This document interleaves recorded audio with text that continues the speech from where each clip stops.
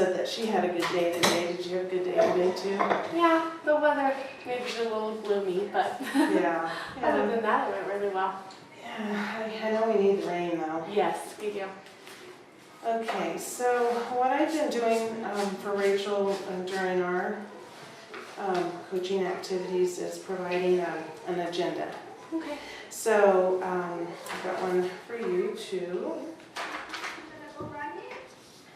And then I'll go ahead and give you some other things that we're going to be using today so that you already have them. So you can put that right under it. We'll also refer, we might refer to the coach circuit visual as we go along.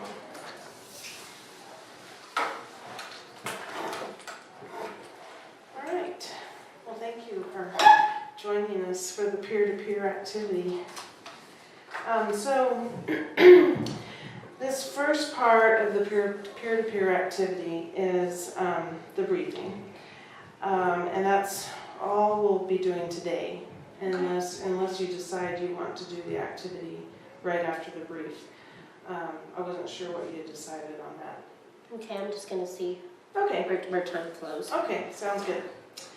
And so what I'd like to do is kind of go over the rationale and give you a description of what the peer-to-peer is going to entail. And so the rationale is that this is Rachel's opportunity to share the strategy skills that she's learned throughout this circuit and share it with a peer.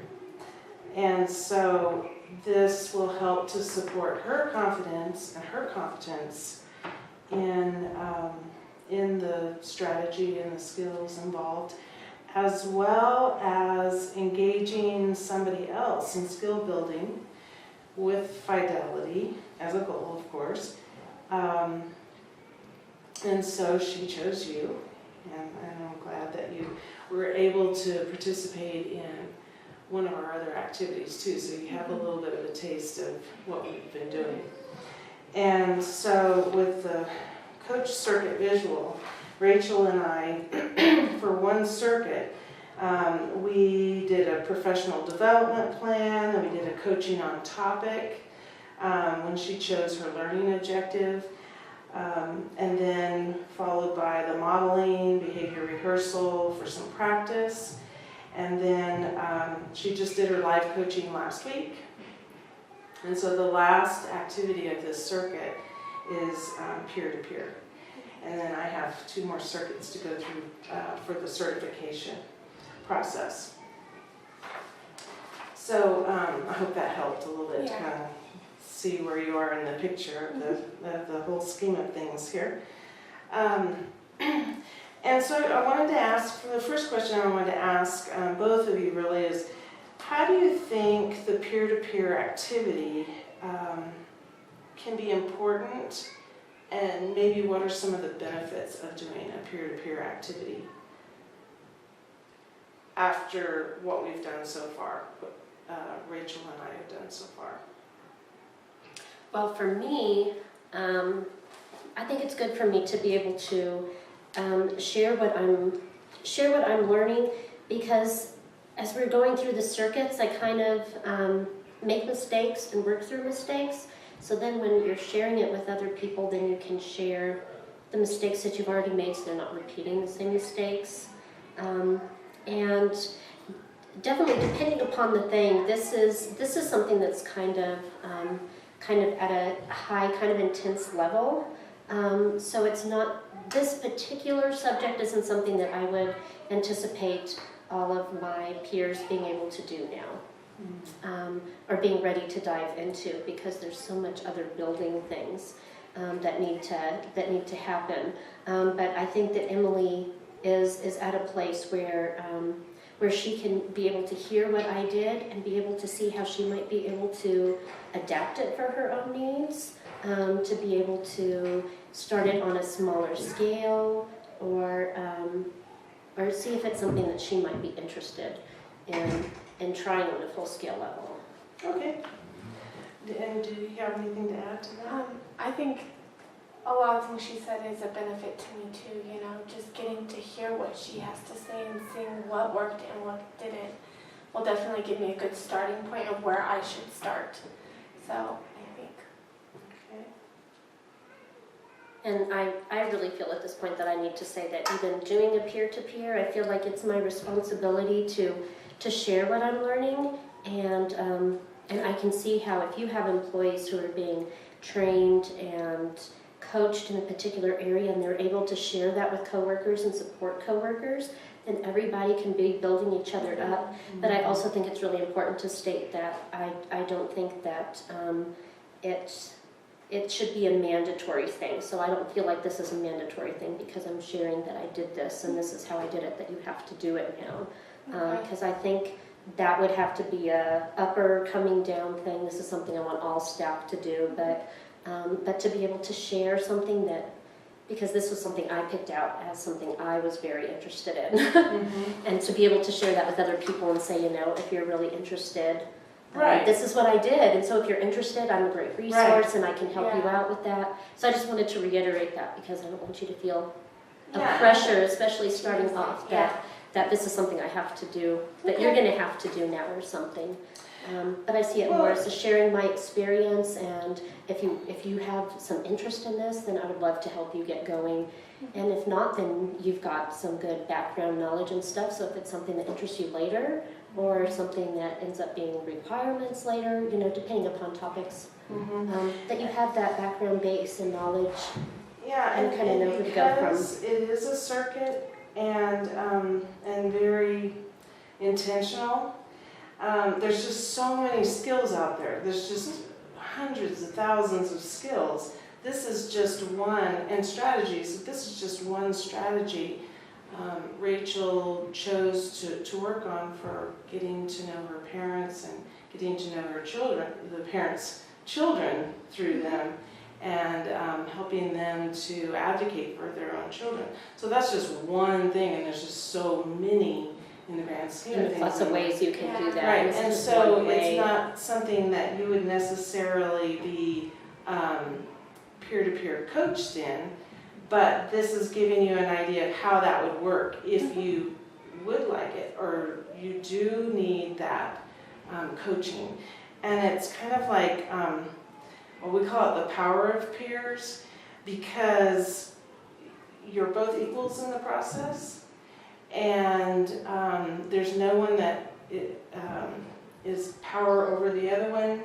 And if you don't have a coach available, this is a really good way to help each other and coach each other, support each other.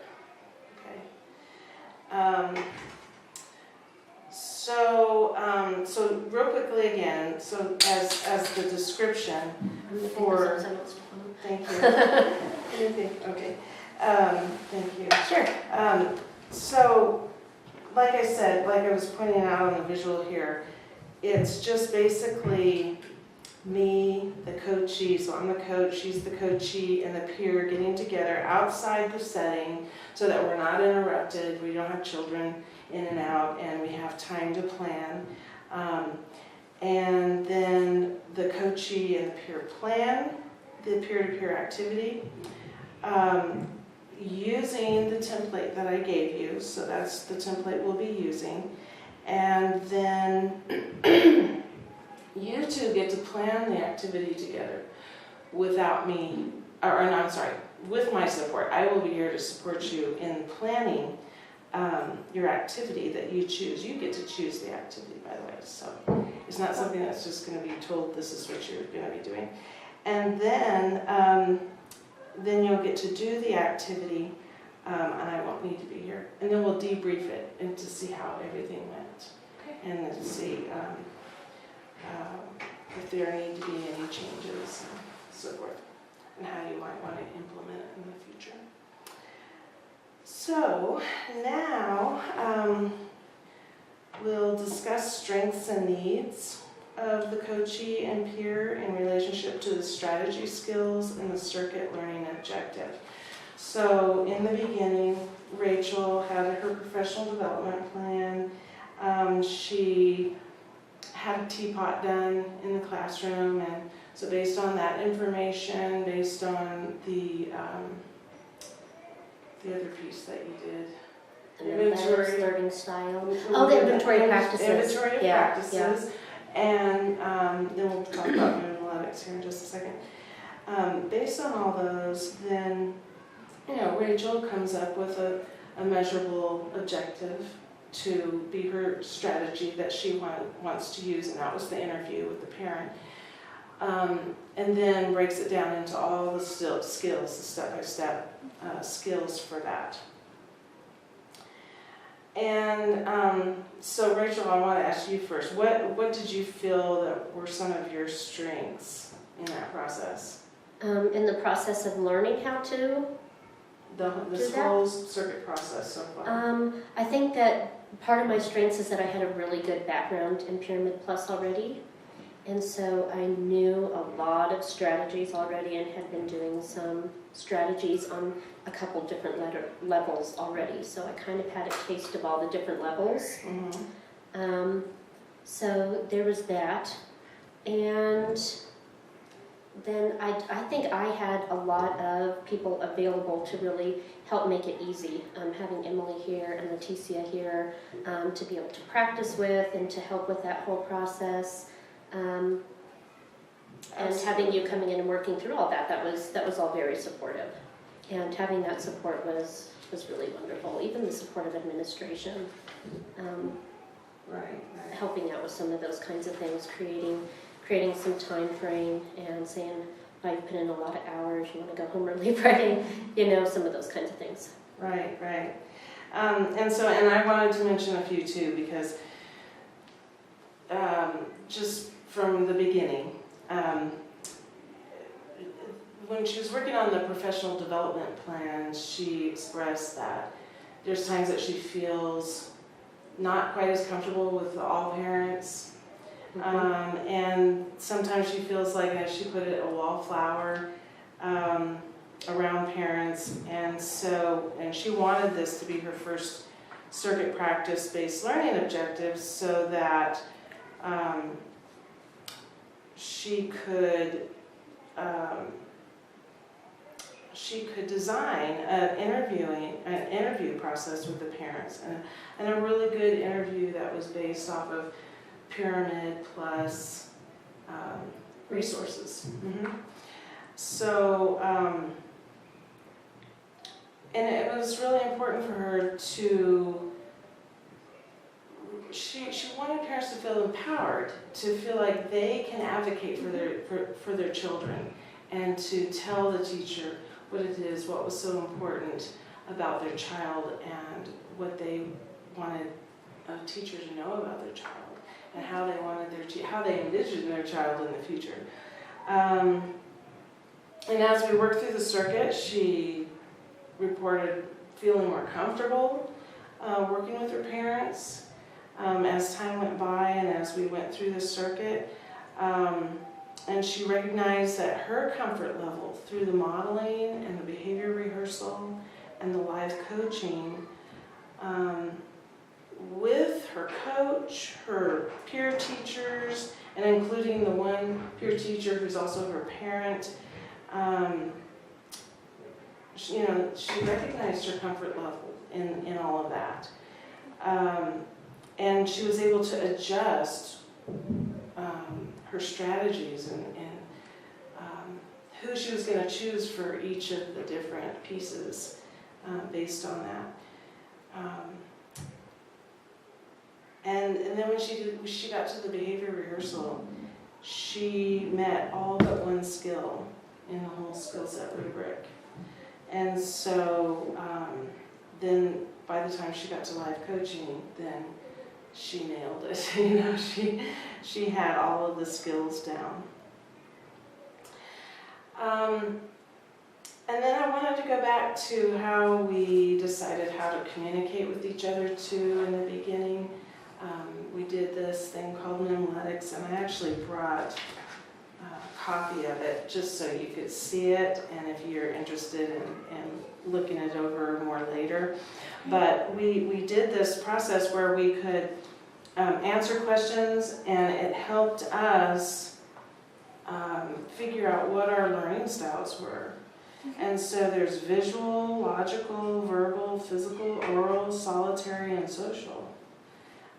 So that's all in this little diagram there. So do you want to speak a little bit about that, how you felt about that process and what you thought about it and what you learned? Well, one thing that I liked about it is it really does kind of just make you reflect on different learning styles and of what you might need to do or ask for. When somebody's teaching you something, it helped me in thinking about how I'm presenting things to my kids to make sure I'm hitting a little bit of each of those things. However, as every single, I'm trying to think, like assessment kind of thing, it had its weaknesses. So because of the questions they were answering, they had put me really high on the oral, and I thought, well, I teach really high orally, but I don't learn really high orally, and I saw myself being really logical, but the way that they talked about logic and the questions they had, it was pretty low, but I think she will probably agree with me. I'm like, well, why do we have to do it that way? Well, why can't we do it this way? Well, this isn't making any sense. I am very, very logical. But it definitely gets you thinking about the different ways of learning and stuff. Yeah, so her high areas were oral, verbal, and solitary. And oral is something I learned. I'm also high in that. So it'd be things like being able to learn with music. Yeah, it was with lots of rhythm, music things. Sing-songy, and then I realized, wow, that is how I learned a lot of like in college, trying to memorize. I things did in use it for long anatomy and memorization lists. And so, yeah, that does work for me. Or dancing through something, you know. So anyway, it's just a really nice way to know what your learning styles are, and then also how to communicate with each other. Because I want to be able to meet her learning style, and then it's good for the coachee to kind of know my learning style too, just to make the process go so much easier. Anything else that you want to say about that? So with that in mind, and you can always do this later if you want to. It's a really quick questionnaire that's online, and it has like 20, 25 questions. It's really short. Right. What do you think your learning style might be, or what you might be strong in? I know I'm a very visual learner. I like to see it. Physical, doing it with my body, my hands, my feet, those kinds of things. I learned that way as well. Probably again with kinesthetic. Is it physical? physical. Yeah, the I think of kinesthetic when I think of the physical. I would probably say sound and music too. I think that that's how I memorized stuff in college as well, and remembered little songs for different things.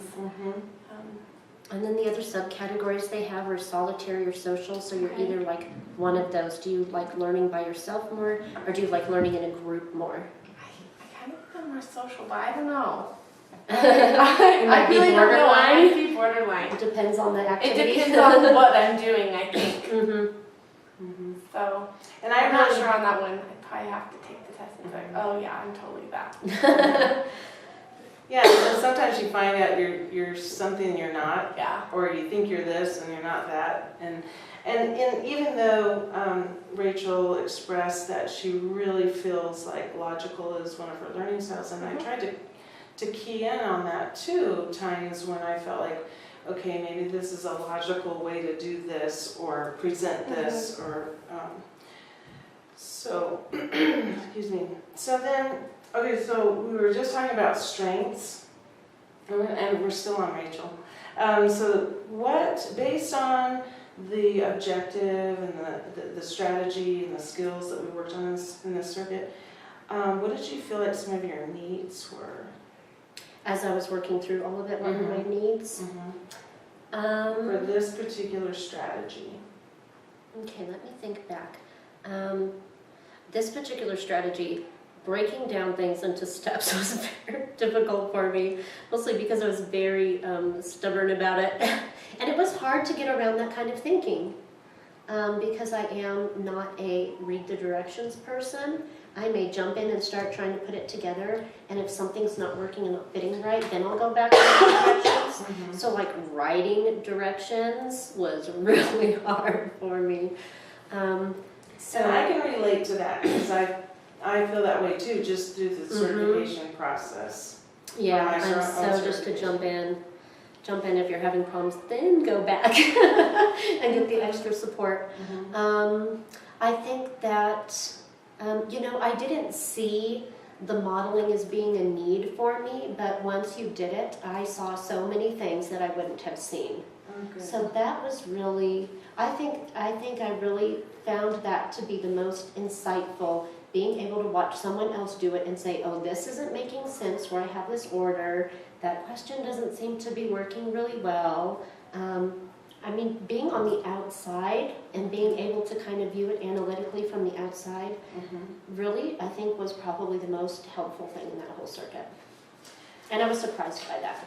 Yeah, and I I didn't know it was a need. I too am finding out a lot of things I didn't know were needs. And because this is for the first circuit, that goes a whole lot slower, but once you get to doing this over and over and over and over, it goes a whole lot faster. And it works. I mean, it's research-based, evidence-based practices, and it really does work. So,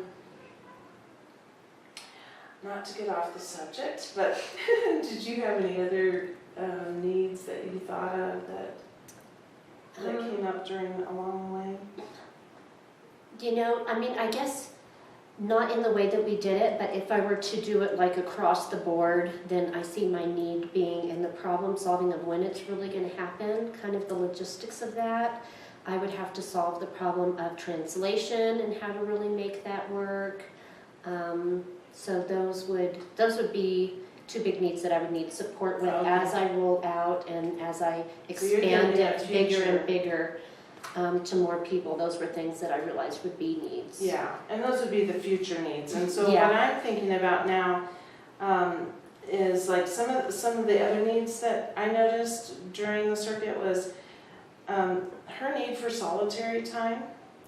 She used that to create her own script for the interview, and she used that solitary time to also create her own outline for the interview, because her learning style is a little different than my learning style or teaching style. And like doing things. Or teaching style. So, so we set things up differently for ourselves to make it successful.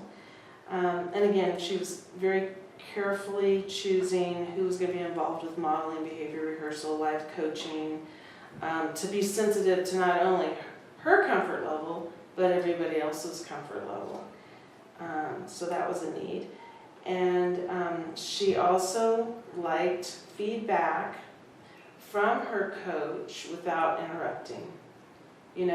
Instead of someone who says, oh, I want you to jump in. If you see me doing something and I need to fix that, I'd rather you just stop me right there and help me with that.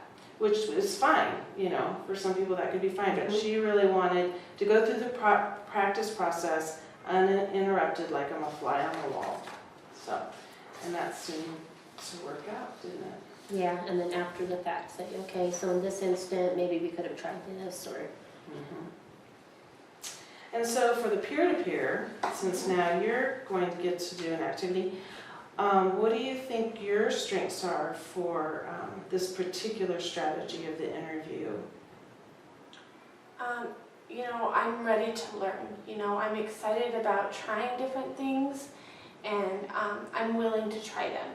So I think that's one of my strengths, is I'm kind of very interested in it. Great. I don't know. Yeah, I really see you diving into perfect. things, which is why I was choosing you, Mm-hmm. because I really see that. Okay. And also I see a strength is that you got to participate already Yes. in one of the activities too. Yeah, so I also that's- have a little background on the pyramid plants as Right. well. And she's done all those training things, so when we're using this language, And so you've been have an through all the idea of things. what we're talking about. Right. What do you think, do you think you might have any needs going through this? I don't know, I'm still, so new to this. I think once we started, and then maybe I can say, oh, this isn't working for me, Mhm. But I really don't know until we actually just jump in. I Okay, can't think of anything right off the bat that I need to change or anything. okay, all Sounds right, good. sounds good. So with that, let's go ahead and look at the template that I gave you.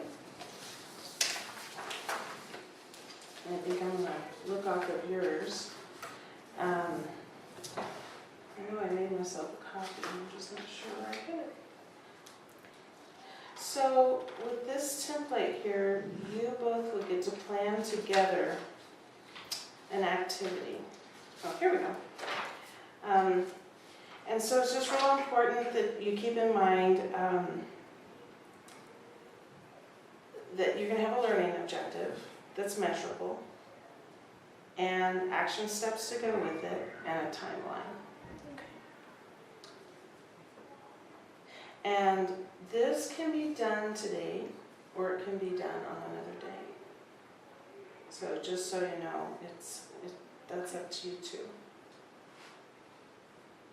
Okay. So you want us to dive in? Is that where we are? Yeah, sure. If we have some time today, let's go ahead and do it. Emily, so related to what Rachel did in the circuit, what kind of activity do you think you'd like to do? Have you thought about? I haven't really thought about it too much. Okay. And when you say activity, I don't feel like I understand what you mean by that. Okay. So it could be that you want to have Rachel model the interview for you, Okay. or maybe she helps you through a behavior rehearsal of your own, where you actually take the interview and you have a model parent or practice parent or a real parent who's happy to do it for you, and with Rachel's support. And it would be the same thing, you use the rubric. Mm-hmm. Okay. It could be watching a video. It could be watching the video of Rachel Doing the actually interview. doing the interview. Okay. What would be most helpful to you? I think it'd probably be nice to maybe watch the video and then maybe, if I had any questions or anything, like modeling it afterwards, just to get more of a one-on-one kind of thing. Okay, Or maybe just the modeling might work with Rachel. okay. So having Rachel model for you. Yeah. Okay. Beneficial. Okay, so you think you'd like to watch the video first? Because it would be, well, what do you think? I'm thinking of watching a modeling, maybe watching the live coaching. I think we could probably do either because we could ask Leticia, and I think that would be fine. Yeah. I don't think that she would have a problem with that, but we can ask because we should have both those videos available, right? I can make them available too. So it would be either me doing the interview with Cindy or me doing the interview with Leticia. Okay. Are those two different options? Because I heard you say two things, that you wanted to watch one, and then you wanted to have a person really model it in front of you. So, is that still what you want to do? Yeah, that would be fine. Okay, because there's also the option of seeing the modeling in a video or in person, and then, and I'm not trying to lead you, I'm just trying to give you all your options. Yeah. And then you could practice it if you wanted to. You could do a behavior rehearsal. So, any of those. It could be one of those, two of those, whatever you think would be the most helpful. I think definitely the modeling will be like with Rachel. I think that'll be the most beneficial to me. Okay.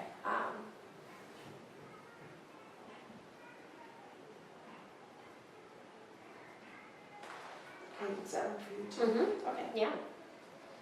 All right, and then how would you like it to be measured? So, and you can make notes here on this.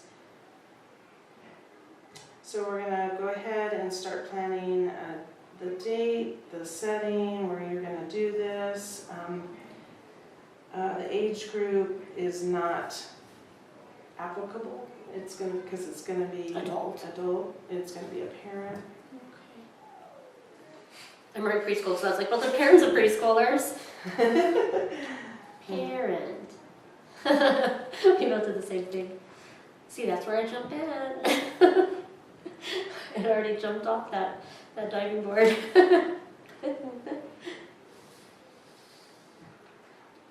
Do you want to start with the objective then? Yes. Okay. So when we're talking about learning objective, it's really talking about what Emily's going to get out of it. What Emily's going to do. Okay, so I think it would be helpful if we look at like what my learning objective was. I thought so too. So my learning objective was, I have that in the skill set rubric, or not the professional development plan, this one. Actually, we do have it in the professional development Oh, it's plan there on too? the side. It's on the side, and it's Okay. also on the skill That's set what I said, I rubric. got it right there. All right, And why if don't you read it wanna- from there? And if you want to use this one, since we changed the number, but this would just be an Okay, example, right? So mine was that, my objective was that I was going to conduct an interview with one family, or one parent in my program, using these 5 pre-selected questions that we had got from Asking Questions, which was a Pyramid Plus resource. And I needed to do that within 3 weeks of the modeling activity. And I'm doing it in order to learn more about how to help parents share life goals for their child. Okay. Because my overall goal was getting parents to share life goals with their child to support my relationship with them. Okay. So, And so that's just an example Right. of how one would be written. And so since you would like to, what do you really, I guess the question would be, what would you really like to get out of it? And what do you hope to learn from me modeling this interview? I think the biggest thing that I would like to learn is just, how to communicate that to parents, how to get that information out, what they want their kid to be able to do, what they expect, those kinds of things. So I think just how do you go about asking it in Okay. the correct way kind of thing. okay, so since Rachel has worked up the whole interview with the script and everything, it's really taking what she has done in the circuit and learning it, because she's teaching you what she just learned peer to peer. So Emily will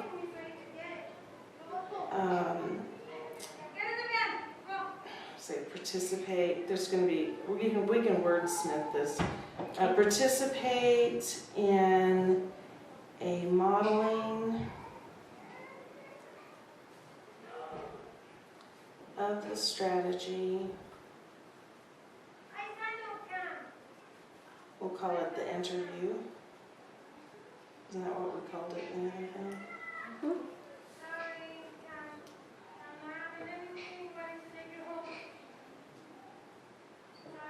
That was just to get you started. I don't want to take over.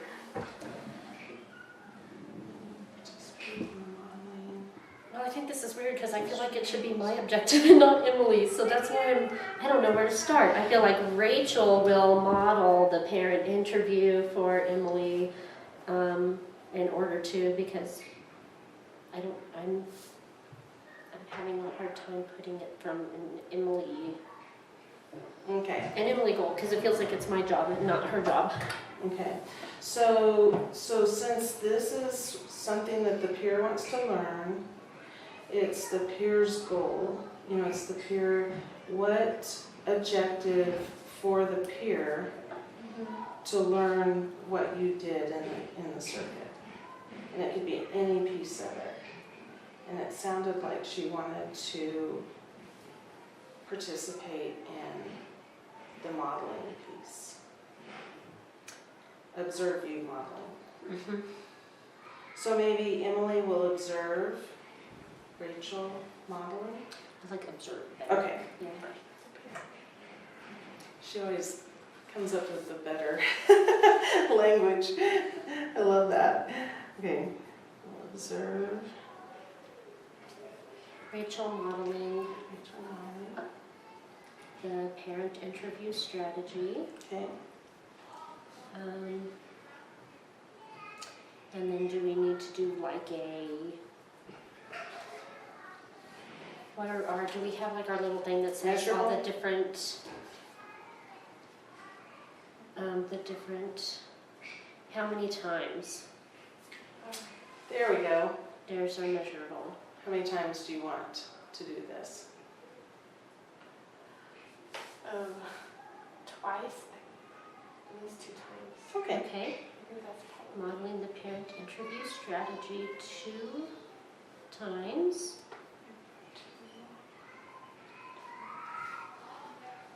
And I had a reason in mind. We need a reasoning.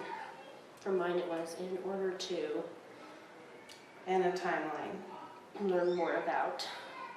Oh, Do okay. we need to have any of those reasonings though? Is that kind of one of those SMART goal things? I don't remember. I was not ever really trained on the SMART goals, so I don't remember everything they're supposed to No, have. you're on the right track. So Emily will observe Rachel in modeling the interview strategy 2 times to,